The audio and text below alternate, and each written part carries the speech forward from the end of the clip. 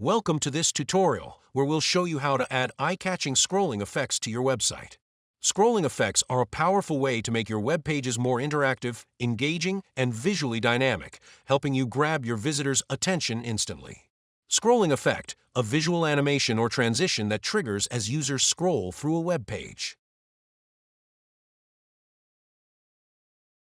First, open the website section where you want to apply the scrolling effect. Next, go to the Advanced Settings from the General panel.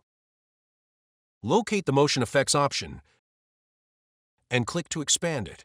Now, turn the Scrolling Effects toggle button on. Here, you'll find different customization options to create engaging motion effects.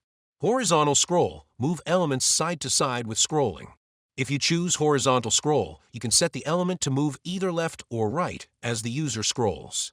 When you have done very customization, you need Save the Page to apply all the change. Make a perfect outro for the video tutorial. Direction. Select whether the element should slide left or right. Speed. Adjust the scrolling speed to control how fast or slow the effect happens. Viewport anchor. Once you finish customizing, don't forget to save the page to apply all the changes. Then, preview the page to see your scrolling effects live in action.